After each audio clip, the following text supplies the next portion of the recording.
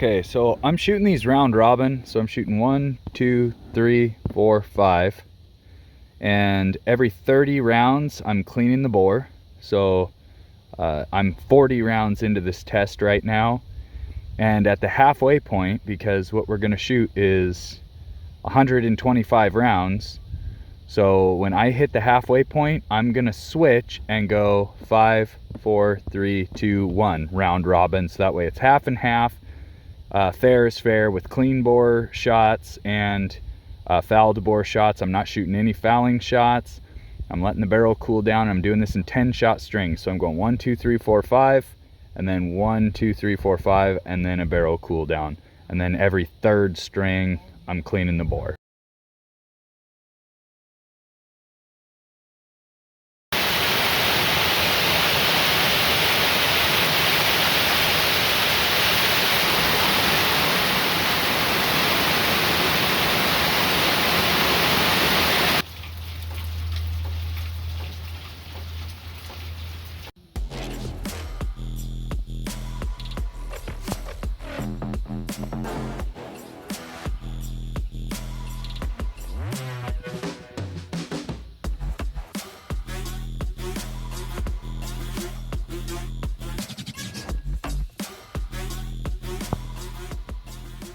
So to start our recap here, our 73 grain ELD match with the machine annealed brass shot a 25 shot group for 2.73 MOA. And these two flyers here, you know, you saw the conditions. I can't say that it was me or that it was the weather, but this is easily the best looking group on the whole page and the most consistent results. I mean, this is just a bug hole with some flyers surrounding it, and with a little bit of effort, a guy could really shrink that down. Next is the 75 grain match hollow point boat tails with the machine annealed brass, and this is 25 shots for 2.29 MOA, and that's also a really good looking group. Here we have the 73 grain ELD match with the hand annealed brass for 2.37 MOA, and that's also a good looking group. A lot of a lot of shots went through this same little hole here, so good looking group. Here we've got the 75 grain boat tail hollow point match with the hand annealed brass for 3.40 MOA. And lastly, this is Hornady Frontier hollow point boat tail match cantilured bullets, and this is lot number 142-40088. This is that Hornady Frontier that I was complaining about its lack of consistency. And you know, although this is a 3.03 MOA group and this is a 3.4 MOA group, it's one of those things that I think we can all agree that this is not as good of a group as this, even though the group size overall is different. It's just one of those things, different opinions, different strokes for different folks. So I'll get you panned out a shot of the whole entire target, and hopefully this explains the results. Personally, for me, I think it's obvious that this is the best group of the whole entire target.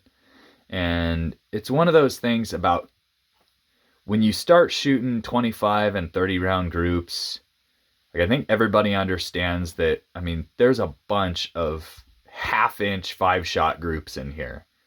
And if a guy just shot nothing but 5s, this would probably be 3 half-inch groups, 1 1-inch group, and then 1 1.5-inch group. That's usually how shooting 5-shot groups goes for me with this ammo.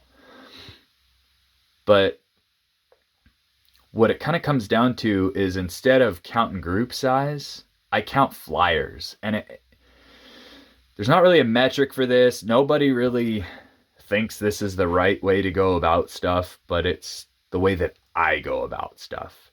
And so, I mean, we've got a bug hole group here with 1, 2, 3, 4, 5, 6, 7, 8 flyers, which is pretty good. And the best group on the whole target, as far as group size goes, is a bug hole with 1, 2, 3, 4, 5, 6, 7, 8, 9, 10, maybe 9 surrounding flyers. So even though this is the smallest group on the page, I don't find this to be as good of a group as this one. So it be like that. This is up for your guys' interpretation. You can comment if you think that I should do something differently, and I'll run this test again. But as it stands right now, I do truly think that the machine annealed brass did outperform the hand annealed brass, even if it was only by a tiny skosh. And I am willing to, shoot all this brass and try to keep track of how many firings it goes through, and only hand anneal the hand annealed brass, and only machine anneal the machine annealed brass, and see how this develops as the brass ages. But I find this to be pretty conclusive all by itself. Maybe a little bit hard to decipher because this is a better group than this as far as overall group size. But if someone showed me this target and said select the best load off of this whole page without any other information, it would probably go something like this one, then this one, or this one, then this one. So that's pretty good stuff. And then a side note, these 75 grain boat tail hollow points, I measured cartridge base to ogive on these, and since they don't have the little ballistic tip on them, they are like 20 or 30 thousandths closer to the lands than the 73 grain ELD match bullets. And so I do think that if I scooched these bullets back a little further from the lands and had a little bit shorter of a case overall length, so like closer to 2.245 or 2.250, that these might shoot maybe even better than the 73 grain ELDs. I just prefer the ELDs because they expand, and so that little polymer tip helps them expand when you shoot varmints. So anyway, that's a really good test, a really informative test. I learned a lot. The weather conditions were pretty nasty, as you guys could see, and we still got some excellent groups on this page. So thanks for coming along, and hope we all learned something.